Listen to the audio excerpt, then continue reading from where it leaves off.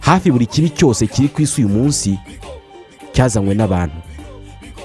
Uratekereza ko bishobora guhinduka? Ewe data wewe, ubu iki cyitwa amazu n'abapangayi na ba nyiramazu byamaze kuba ikibazo. Uyu mujyi wa Kigali mu meza ndi gusa batangira kurwanira pe, barazirwaniramo kuko ubundi bushakashatsi butizewe bwerekana ko mu mujyi wa Kigali abantu benshi bahatuye, abenshi barakodesha cyane. Kuba bakodesha bivuze yuko bagira amasezerano runaka tutazi na ba nyiramazu cyane, ariko rero ugasanga ngo ngewe ranze rwose urangiro de wanyaranze ukabwira ngo uje kwa miranzi ura mugabo yewe arastrisa wa muryamana yawe we ngo wamujyana akanyama yewe utaramwishyura abana nyine barabyakiriye cyane. Ese birakwiye ko umuntu ashaka gufata amategeko akayashyira uko abishaka, reka nubwo afite inzu ariko nawe ufite uburenganzira bwawe. We nawe uri umuntu waje gukodesha, ariko twamwumva kubera yuko nta mategeko arajya abigaragaza.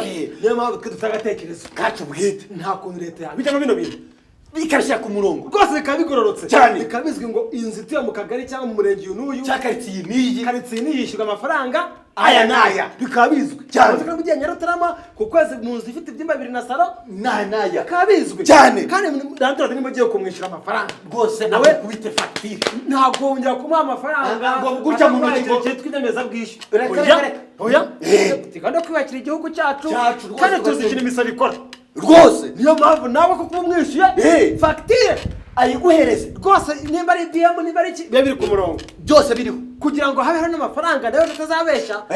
Hajya hacu ukoze akaba arakongeje umunsi ukunda kongera akongeza. ejo wawe wibarutse ati mubaye 3 mu rugo ntabwo yaguza kuri yawe akakongeza kandi inzu atayaguye cyane. Ikiri yagindi ukibaza ko inzu ikindi 2 na salo ariko akaba none naguciye amafaranga y'inzu y'ibyumba 5. ayo mafaranga nayiki koko wese akarengane cyane. hakwiye kujya koperative kwanza z'abarandirozi, koperative rwose zifite perezida ubuzihagarariye. nimba habaye ikibazo nka biriya bya lockdown bakaba bafata umwanzuro abarandirozi bose bakavuga ati abapangayi mubasonere amezi 2 wenda ntabwo bakoraga ari bigaragara cyane. ariko uyu ngo yaragusoneye umuturage wawe baramwishyuje ngo bigenze gutya kandi basubiye mu birimo akantu k'akavuyo ugasanga ntabwo iri ku murongo cyane. si ibintu byiza kandi ibyo biba bigaragara biba bihari ari ibintu biri ku murongo ngo amafaranga iyo atayishyuye bigenda gute ese bamwongeza ariko byagenze gute biri kiriya biri ku apana murongo kubyuka mu gitondo akagwatira televiziyo yawe ngo nanjye ntawe uri bucane nimba ngo cyane akakupa umuriro akakupa amazi ibintu byose akagukupa akagufungira amazi n'umuriro koko warishyuye amafaranga y'inzu